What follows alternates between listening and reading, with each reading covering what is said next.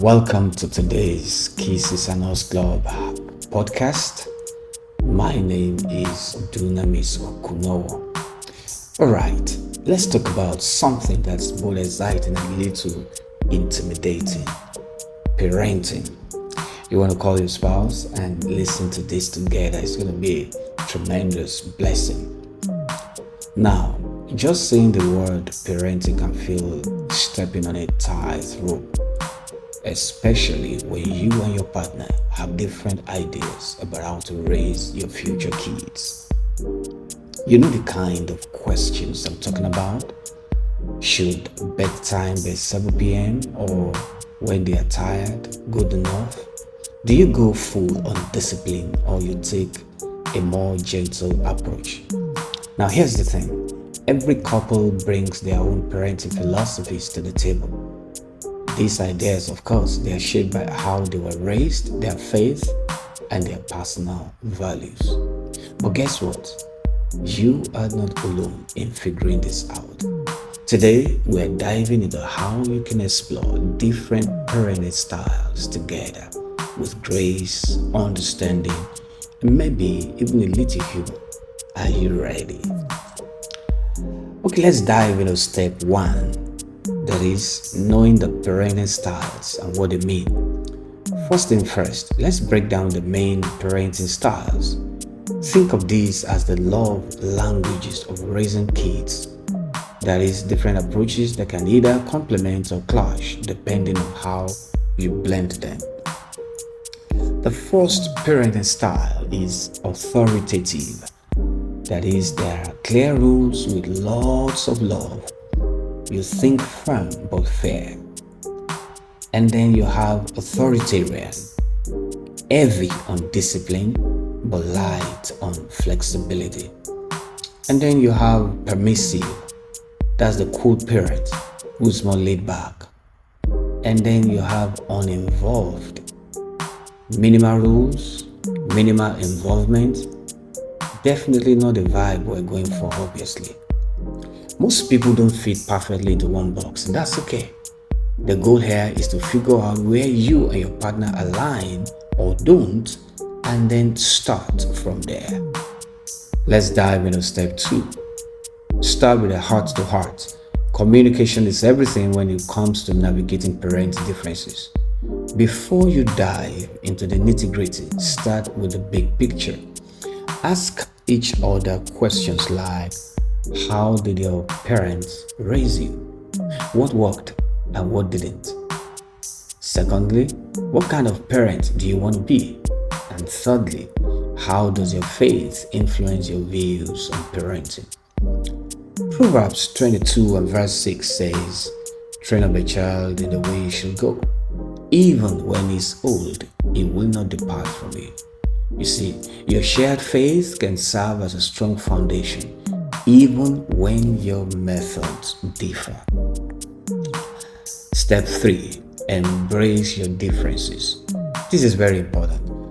Here's the reality. Your partner probably isn't going to parent exactly like you, and that's actually a good thing. Their strengths can balance out your weaknesses and vice versa. For example, let's say you're all about structure, but your partner is more go with the flow kind of spouse.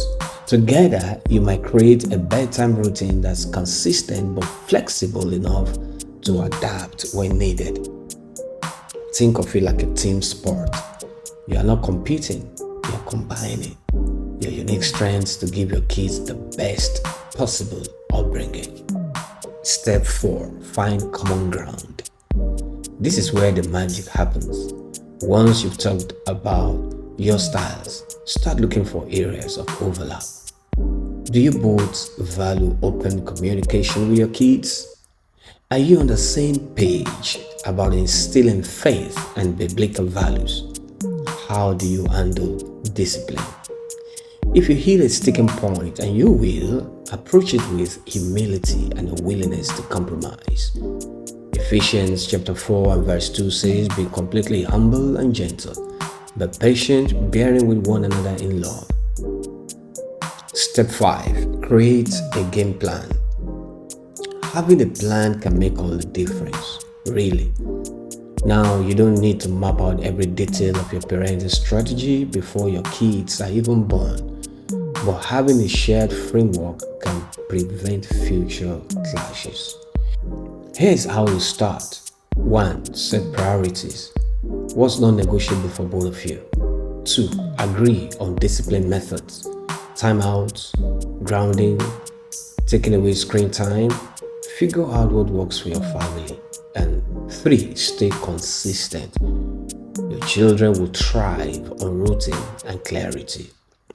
When you are united as a team, your kids will feel safe and secure, even if you occasionally disagree behind the scenes. Step 6. Pray together and often. If there's one piece of advice you take away today, let it be this. Pray over your parenting journey.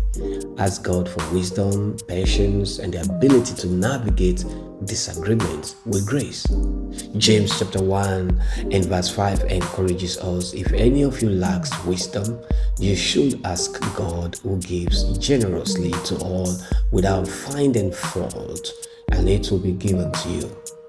Parenting isn't easy, but with God at the center, you are never doing it alone.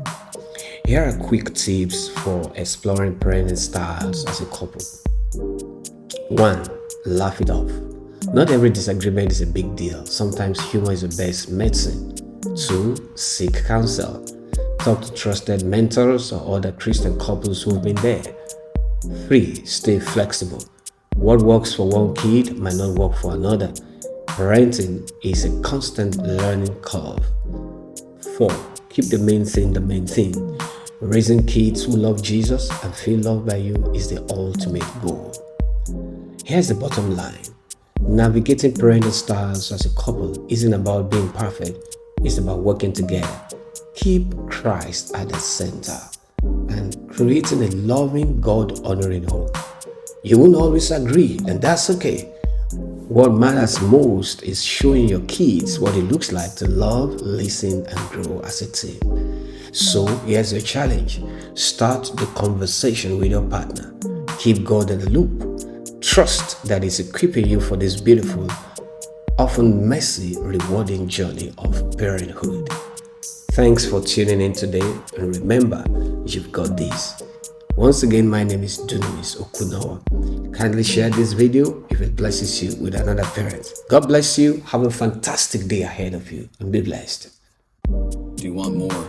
Read the full blog by clicking on the link in bio or description to navigate to the devotionals, or go to www.kissesandhugs.org. Watch full video on youtube.com/@PastorDunamis. For one-on-one therapy, counseling, or an intervention in your marriage or relationship, go to bit.ly/therapy needed.